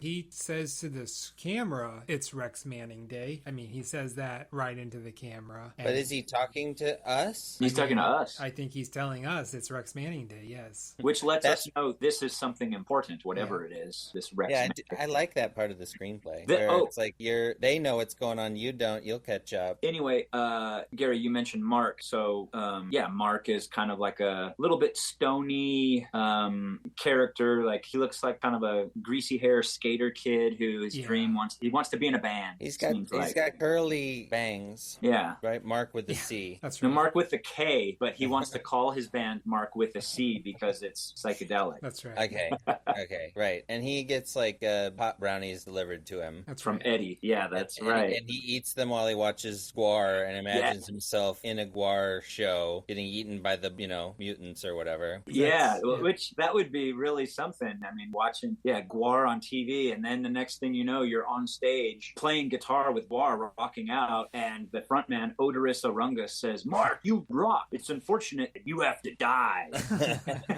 And then this giant Muppet monster from whatever planet they come from just devours him, just like feed me Seymour, like Little Shop, but on a Gwar scale. Yeah, which Gwar is, I think, the band that I had imagined when I first saw photographs of the band Kiss, like the theatrical, rock music. I was Kiss thinking that they might. Yeah, totally not. Like Gwar is like scary, like heavy, in your face metal show, and Kiss is not that. And Mark doesn't really have a storyline in it. He's just kind of there. Man. That's why it feels like but in the first episode after this pilot, we'll have a Mark episode, right? Yeah. Elaborating. And what if Rex Manning comes back for the season finale?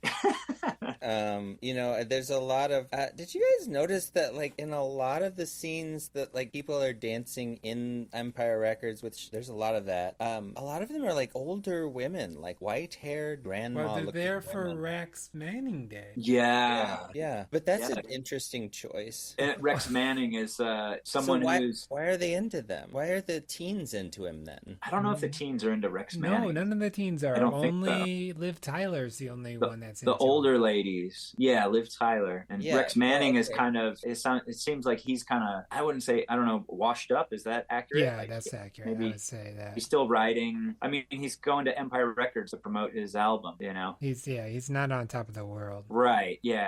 But, I mean, there's Gina also sleeps with him, right? Yeah, but did you watch the movie? Because yes, Gina sleeps it seems with like him. we're talking, we keep mentioning like a character at a time, so So Gina is the one who she's kind of a little bit.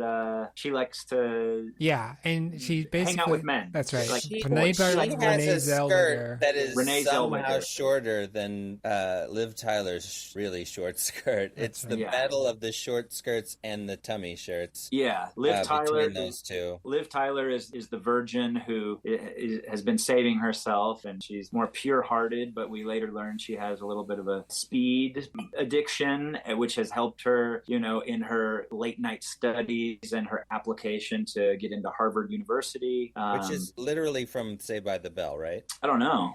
Well, is it? So there's a part where Jesse's addicted to caffeine or whatever, right? That's right. That's right. Caffeine. They couldn't make it something else on. I think we need to maybe pause right now and say that this was written by Carol Heikkinen. She wrote before this. She wrote that Samantha Mathis cowboy movie. What was the name of that one? Thing Called Love. Yes, I knew you would get it, Eric. So that was her first movie. She wrote that, and then and it had River Phoenix in it. That's right. And Whoa! Then she wrote this, and she had worked at a Tower Records in Phoenix back when before, and she based a lot of the stories of what happens on what was happening at the Tower Records where she worked, like what the kids were going through. Wow. I mean, I will say on the positive side of things, I don't know if we have any other characters in. Yeah, AJ. AJ is the aspiring artist who he has fallen in love with. What's the Liv Tyler character? Corey. So AJ's fallen in love with Corey, and on this day that we visit them at Empire Records, he wants to profess his love to her, but isn't quite sure how to do that. And so that's his dilemma: is he wants to tell the girl he loves how he feels about her, and he's just not sure how or when or the right way to do it. Oh, and we haven't talked about Deborah either. Oh yes, yeah. So Deborah comes in late, so that's good. We shouldn't talk about her last. Yeah, that's right. She, at this point, Lucas is still on the couch, as Joe said, "Don't get up from that couch." Yeah, detention. Yeah. So he's a real foster dad kind of. And Deborah comes in, and Gary, what happened? She goes right into the bathroom and shaves her head, cuts her hair, and it's a good thing. It's a real fugitive moment, It's a real nice thing. Yeah, and also Royal Tenenbaums. Yes, I thought of that also. Yep. Luke Wilson in the bathroom. It's a good thing that this record store has those scissors and those clippers. the hair clippers. The clippers made their appearance on a screen, and it felt like we had gone into like Naked Gun humor territory. Yeah, right. Oh, yeah, exactly. It's the clipper come from? The like, next thing you is need, this a joke? next thing you know, she pulls up like a strobe and is it getting the razor? She's got a hot towel with tongs. She puts it on her own face. That's right. That's funny. She's got one of those foot baths. That's right. So foot baths. and we also find out that right after that, though, it's implied that Deb has a bandage on her wrist, and it's like she attempted suicide. Teenage suicide. Don't do it. Right. There's a lot of putting on songs and dancing, and to my delight, a lot of like stopping songs on the CD player and ejecting them, and like looking at the CD and putting another CD in and pressing play, which was all just like extra bonus points for this movie, which I think it works better with the nostalgic goggles, actually. Yeah. Speaking of for me originally. Speaking of nostalgia, something I saw in this movie, listening stations where you go. Yeah, that's right. You'd listen. Everybody's constantly getting laid in this movie, though. Like, that was not my experience.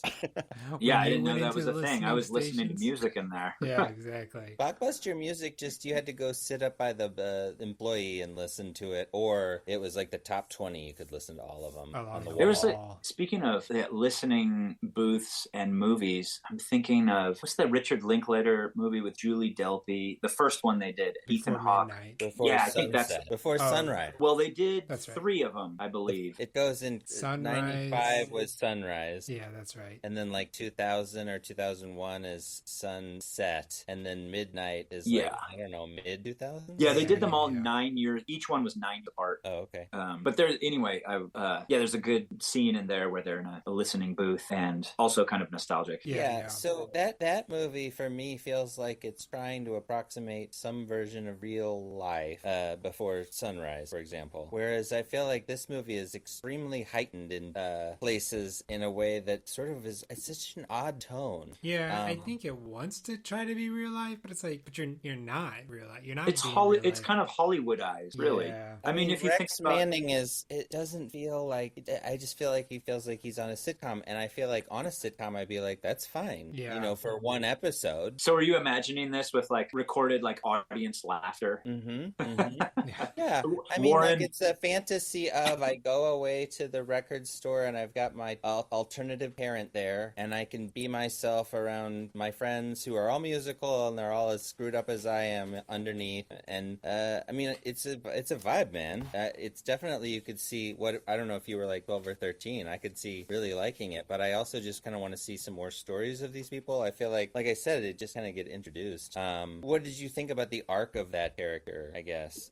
Because I feel like that's sort of which character? Yeah, which make character? or break it. What's her name? Who we were just talking about? Liv Tyler? Deborah.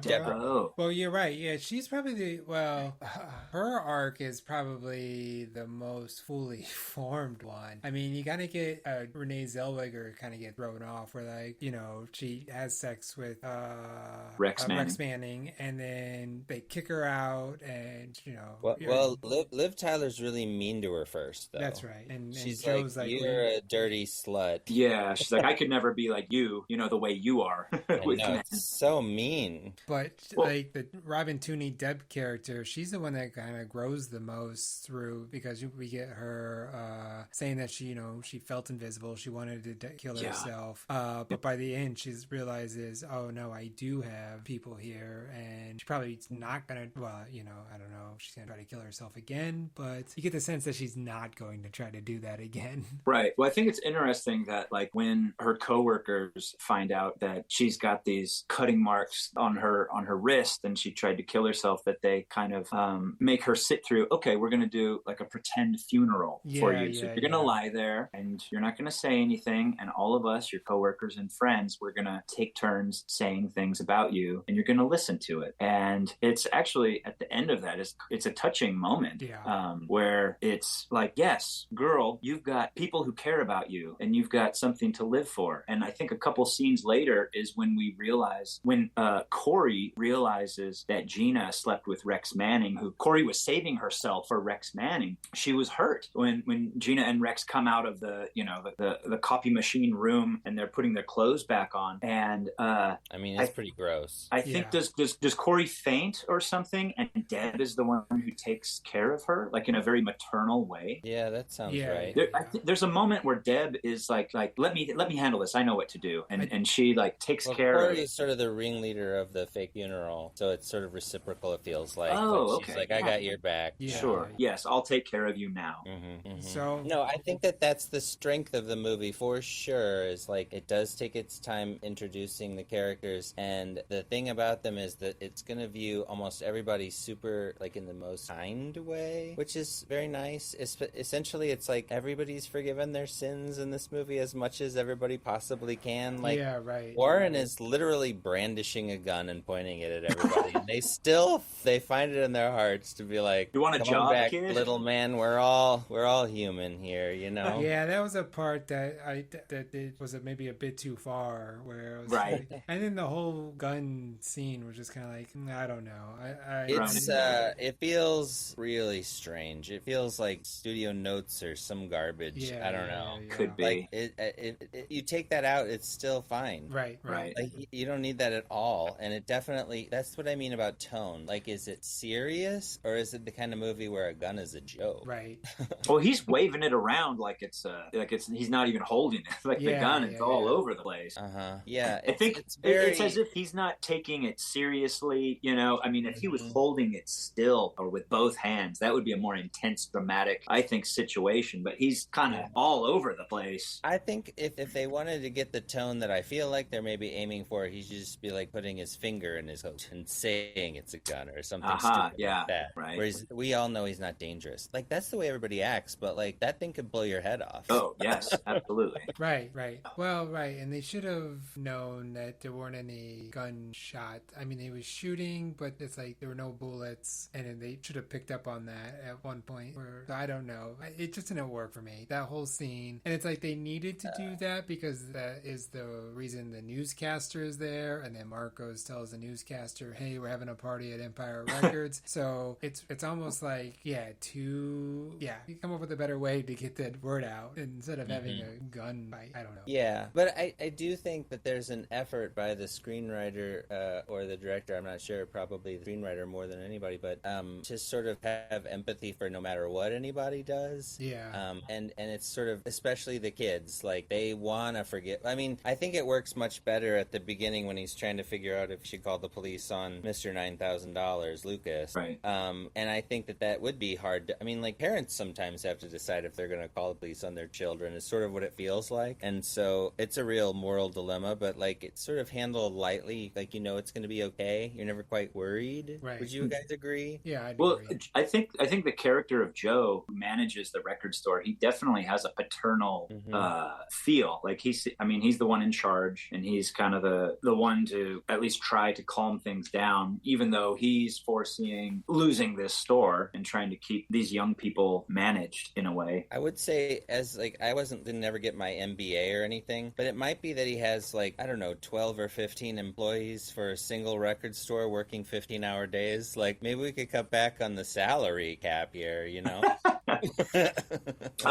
Something interesting. I would like to mention this at some point. I guess I'll do it now. There was a line in this movie that is very similar to a line from the album that we just talked about, from One Hot Minute. Oh, and I wrote it okay. down. So the scene toward the beginning of the movie where Lucas returns to the record store, and he's on his motorcycle, and CJ and Mark are there, and they're like, "What did you do?" And he's like, "I went to Atlantic City," or something like that. And they're like, "What? How much money?" And he doesn't. All he says is, "I do not regret the things I've done, but those I did not do." There's a song in Transcending Deep Kit. I think it's Deep Kit. That's right. Yeah. And Flea says, the Butthole Surfers said, "It's better to regret something you did than something you didn't do." And I thought that was either a major coincidence, something fascinating, but those two ideas are in both the musical album that we listened to and discussed earlier, and also the motion picture that we watched and are discussing right now. Yeah. That's Do you think the Butthole Surfers ever look back and might have regretted the name they gave their band? I believe the Butthole Surfers have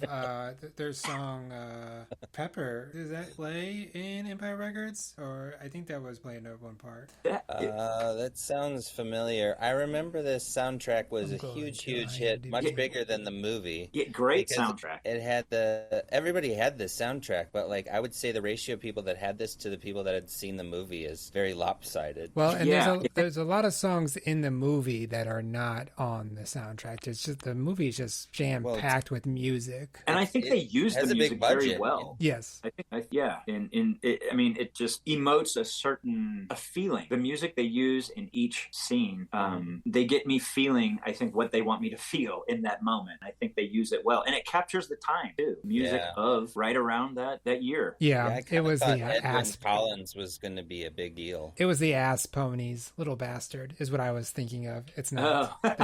Also a catchy name. Yeah, exactly. I think that's what. You know what popped into my head recently? The Hobo Humping Slow Bo Babe. Do you remember that song by Whale? I don't know. No, I don't. Oh, really? Oh, he's going to find it now. You guys will remember it probably if I play it. You'll be like, oh, weird. Because I think it was the first time I'd heard it in like at least 10 or 20 years. But I remembered it.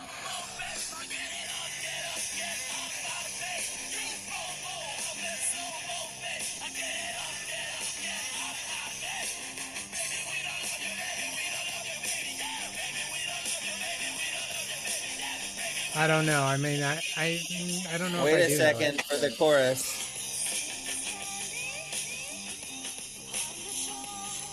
Oh, you're right. I think I do know this song. Yeah, it's been a while, right? Yes. Anyway, that was a blast for the past.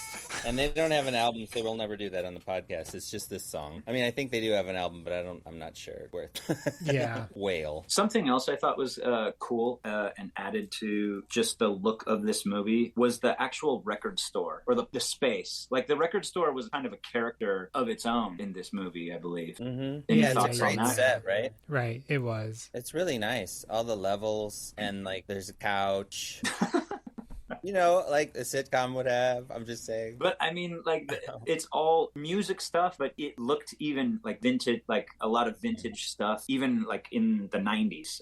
And from the outside, I thought it looked almost like it could have been an old movie theater or something like that. Although I know when in the making of the movie, they shot in a lot of the exteriors in Wilmington, North Carolina. Oh, and the bridge in the background behind the record store is Cape Fear Bridge. Nice. Yeah. Nice. I mean, it's a great building, and I really like the sign. I like how the font of the like poster is what the sign is, and that's like the Great Gatsby font or something. Great Gatsby. Yeah, and it's very featured. Like that sign it's like the Hollywood sign of the movie. And it's a character. I like how they went with that. I do like that. It's like branding. Mm-hmm. Like they could make merch, and then that would the Empire Records logo in that font on the T-shirts, the stickers, the buttons, the patches, whatever, the iPhone cases. That's right. The clippers. That's right. Your hair clippers. Get your Empire Record hair clippers. Just like Deb used to shave her head. Empire Record condoms that we hope that everybody uses with Rex Manning. That's right. Rex Manning doesn't use condoms. That's Gross. right. That's right. Yeah, gross. But anyway, so the record store is going to be bought by a big, it's going to go corporate unless, they can raise money at their rock show at midnight. That's right. On the roof. Yeah. Which becomes both the plot and the solution to the movie almost simultaneously. True. Yeah. They're going to save the day if they can make the money. $20 entrance fee, $5 per beer. Come on out. Have a great time. We just went over and got kegs of beer from over this hill. They must have been buried over this hill. They just showed them rolling them toward the record store. In Cape Fear. Yeah. They bought it from Dave Navarro and Yoda. But yeah, I mean, that's the end of it. I guess there's a lot of it where it's like, where's the $9,000? What are we going to do about this? But then it's like, let's put that on pause. Oh. We have to learn about all the characters one by one. And also another character we haven't mentioned is Mitchell. He's like the owner of the building, owner of the business. He's wearing a suit. He comes by. Yeah, he shows up at the end. Yeah, he wants to collect, his money. And a part that kind of took me out of it is seeing this bigwig, this wealthy guy, behind the cash register at a record store, taking money, from people buying, a couple CDs. And I was like, what is he doing there? I don't understand this. And the reason is for the gag that he's like, I don't know how to do the working man's job. Okay, all right. That's that they're getting at, is like, he doesn't know how to work a cash register. It's just the elite class. Right. Which, I mean, there's that's definitely like a theme or a vibe of like youth rebellion and independence in this. Like, kind of like a punk rock spirit, Yeah, like, Catcher in the Rye. Well, they even say it. What do they say? Damn the man. Mm-hmm. Yeah, right. And some of them are saying it because they're in pain, and some of them are saying it for fun. There's a lot of different personalities, and that's kind of interesting. I don't know if I know. Do we know anything about? Is it AJ that AJ's really into Corey? Yes. Yeah. Do we know anything else about him other than he's really into Corey? Well, he's an artist, and they have a history together, but I don't know. It's never really crossed that line into romance, or at least friendship, essentially. Yeah. And that night on the rooftop, he actually does profess his love to her and mentions that he learns she's been accepted to Harvard and he has been accepted to art school in Boston. Oh, so they can both proceed down their paths and be near each other in the city of Boston. So it gives us an idea what that they can continue their relationship after the credits roll. Yeah. Well, when he first professes his love, she doesn't like it. She has just come from being scorned by Rex Manning. The timing isn't right. Right, but then he just has to do it again. Yes. Yeah. The timing is everything, I guess. And I mean, yeah. So it seems like they raise the money by the end of the picture, and they're all dancing on the rooftop at the end. It's kind of a but before that, moment. there's a big rock concert on the side of the building. Oh yeah, and the song there's they a real play, Let High. It Be moment. Yeah, I like it. Oh, and another character, what's his name? Virgo. Zodiac. Yeah, Virgo. Yeah. So he plays guitar, and Renee Zellweger, even though she has some stage fright in front of the microphone, she sings part of the song, and I think that song really rocks. I think that's a good song. It's a fun 90s sounding song. I'm not sure I'm into Renee Zellweger lead vocalist though. She's got kind of a raspy thing. The style of the song kind of reminded me of like Mike Ness of Social Distortion, kind of like that style, which I really like. I'm a fan of Social Distortion and Mike Ness, and also that song that they play on the rooftop. And Renee Zellweger can sing. I mean, have you seen her Roxy Hart in Chicago? Well, I have, and I think there was probably some growth that happened in between. But anyway, I mean, they play a song on the rooftop, and then it goes to the rooftop. Did you guys know Burko, the actor who played him, is called Coyote Shivers? Whoa, that's the actor's name. Yeah. Which one is Burko? Remind me. He was the singer. He's the guy, the guitar player. Oh, I thought his name was Virgo, like the Zodiac. It's Burko. Yeah. It sort of seems like Deborah he's wronged her in some way. Yeah, I thought there was some sort of relationship there that we don't know about. Maybe it was touched on in those scenes that were deleted. Yeah. With Tobey Maguire, I don't know. Yeah, I don't know either. Or Dave Navarro and Yoda, I don't know. Right. Tobey Maguire does fan edits. Maybe he could re-edit Empire Records and put himself back in it. Oh wow! It's not Tobey Maguire that does it's Topher Grace. We've made maybe that confusion Grace before. Topher Grace can edit the first 3 prequels and Empire Records together in chronological order. That's right. Did you guys? I don't know. I actually watched this movie today, so it's kind of somewhat fresh in my mind. But as the movie ended and the credits were rolling, I almost turned it off, and just for whatever reason, I left it playing. And after the credits were rolling, there was an Easter egg. I don't know if did you guys see the Easter egg? No. Oh, okay. So the Easter egg after some of these credits roll is Mart and Eddie. Eddie's the guy with the long hair, kind of stoner guy who gives him like the pot brownies earlier in the movie. And they're sitting. He's sort of in 2 or 3 scenes. So the two of them are sitting on the curb in front of the record store. And this is hours after the store is closed. Everyone is gone. And it's the two of them. And they're just talking about music. And they talk about Henry Rollins and the Misfits and Primus and the Pixies. And it's maybe like, I don't know, 45 seconds or a minute. And I think the credits might still be rolling like while they are talking. But it's definitely in there. Or it was on the DVD that I watched today. And I don't remember seeing that before. I thought that was kind of cool. And they mentioned some bands who I also really like, but none of them are featured in the soundtrack. And that's also something that I think is important about being in a record store. And it seemed like that character Eddie, he was really about like vinyl records. Like, hey man, vinyl is like the way to go. And it seemed like it added some more believability to like them being all about music and things having to do with music. And and it certainly makes sense that they would be musicians. Right, sure. And some of them, or most of them are. So this could be a musical, you could turn this into a musical pretty easily. Yeah. So like I mentioned, I was in a punk band called 3 Day Weekend when I was a teenager, and our lead singer, Robin, he worked at Tower Record. And one night we were driving around Stockton, California, and it was not his night to work, but we were right near the record store, and it was around midnight or 11 or whenever they closed. And he said, hey, I'm going to stop by the store and say, hey. So we go to the record store, and his coworkers are there, and they're closing up. I remember the people were JoJo, who reminded me of John Cusack, and Manny. Oh, wow. Manny, he was kind of reminded me of like a little bit like a Mexican Kevin Smith with glasses. A really cool guy. And then this goth girl who drove a black hearse and the license plate Zombie 1. Nice. So anyway, they closed down. The record store, all the lights are off. We're standing outside on the sidewalk.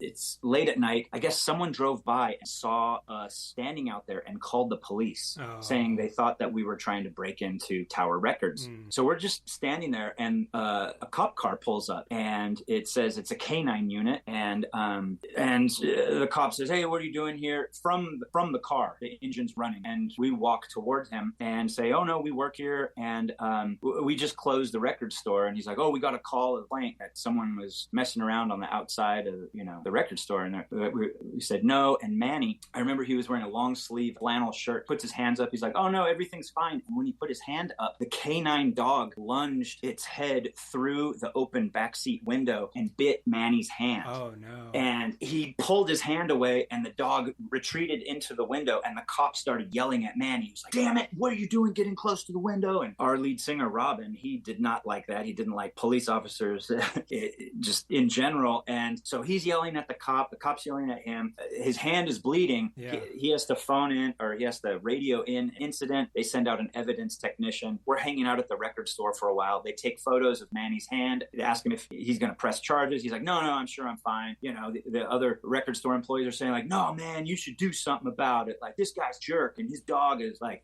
out of control." Anyway, situation was diffused. The police left. And this was one of my first times being around a record store. And I thought, this is kind of cool. It seems like there's a lot of action and interesting people. Or I kind of want to work here. And I later applied for a job and went in for an interview. And I kind of messed up at the interview. Everything music. I was talking music. I was talking movies. And then the boss guy, he was like, "So would you be fine handling money?" And I was like, money. And I was like, I should have said, "Yeah, that's fine. Yeah, money. That's good." Yeah. I hopefully wouldn't have done anything as drastic as Lucas in Empire Records. But anyway, needless to say, I did not get the job. Remained friends with those guys. In fact, Manny is still a friend today in California. And anyway, that was a little tangent of a story about about a good story. I like it. Record store working. It could have been in Empire Records. Hey, maybe. Yeah. And I guess it could have been a lot worse. It seemed like a grittier movie than Empire Records. Yeah, maybe. There's like a dog attack and bleeding and pressing charges and screaming cops. This is rated R for sure. Yeah. But yeah, I mean, the record store was, even in the suburbs, kind of the place to be in the 90s. I mean, Street Side Records on Watson was cool. They had the posters up of the new stuff and whatever, even out this way, and bands would even play at vintage vinyl in the back. I guess that happens sometimes at the record store in Webster too. Euclid. Does vintage vinyl still have live music? They're still there, yeah? Yeah, yep. They're still there.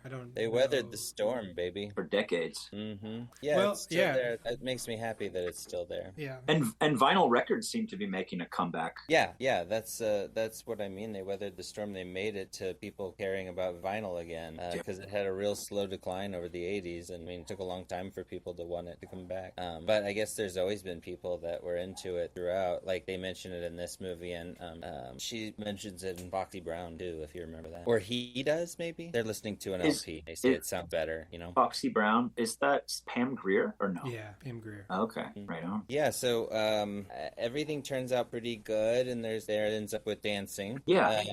Joe's gonna use the money to buy it, I guess, from him. He's either gonna start his own place or buy it from this other dude. From Mitchell. Oh, also someone we forgot to mention was Rex Manning's manager. I forget her name. Debbie Mazar. Jane. Yeah. And during the course of Rex Manning's visit to the record store, which goes kind of horribly wrong, she quits and does, she's not working for Rex Manning, but by the end of the movie, she's on the roof of Empire Records, I believe, dancing with Joe. Yeah. They did try to make it into a musical. Really? They tried to make it into a musical in 2020, but then COVID happened, and then they started up again in 2024, and I guess they're still working it out. So wow. More to come. More to come. If the Empire Records musical comes to the Muni or the Fox Theater in St. Louis, would either of you be interested in going to see it live? Yeah, I would definitely go see the Empire Records musical. I would too. I think the costumes would be worth it. Gary? Yeah. That's right. Hey, maybe if it comes through, we should go. That's right. Go. Cool. Yeah, it'd be great. And then high schools can do it. That's right. Could be. Well, that's the end of the movie. So I think we're at the point where we can go ahead and rate it. The one kid that has a deeper voice is Joe. Yeah, exactly. They're all seniors. On a 4-star scale, Eric, what would you give Empire Records? I will give it. So I would give it 2.5 stars back in '95, and I'm going to give it 3 stars because it gets that nostalgia bump now. No. Okay. Interesting. Jake, the nostalgia was pleasant for me. It's a bad one. Yes. This is the how much did Eric like it scale, not how good a movie. Okay. Yeah. Oh, okay. So you guys do half-star ratings? Yeah, you could do a half-star, definitely. Oh, okay. I was gonna say 2 stars. I'm probably a little harsher with movie scoring than with music scoring. It's definitely a 2-star movie. Yeah, I'm saying 2 star. Although I can relate to what Eric said about like it does have some feel good moments in it, and I like that because I like to feel good. Yeah, it's very broken but very pleasurable. I feel like it's like it doesn't seem to take place in any sort of normal reality, but some of the moments are hit, the beats are hit pretty nicely, and it's overwhelmingly like goodwill. That's what I like about it most. And you have to admit, soundtrack's great. Yes. Yeah. Well, all right, Jake, thanks for being on. Well, how many, Gary? How many? Oh, stars? 2 stars. I said 2 stars. Oh, I was agreeing with you. I said it was just 2 stars. He snuck his vote. He voted early. That's right. He just said, "Yep, you're right. 2 stars." 2 stars. That's how he said his opinion. That's right. This has been nice. We had 2 really interesting, good choice. That was our guest choice, and a nice pairing it was. It'd been almost 30 years, probably 29 years since I've seen Empire Records. Wow. Because was 95. Yeah. It's interesting revisiting a movie after so much time has passed. Yeah, and the movie's the same, but you look at it differently. Well, that's it's just like I didn't know any of this about Arwen's past from the Lord of the Rings. Oh. Boo.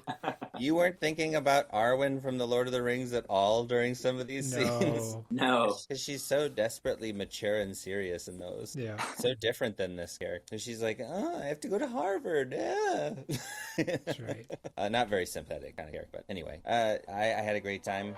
Thanks for hanging out, guys. Yep, thank you. We will be back. Thanks for listening to another episode of My Soul Podcast. Bye. Bye.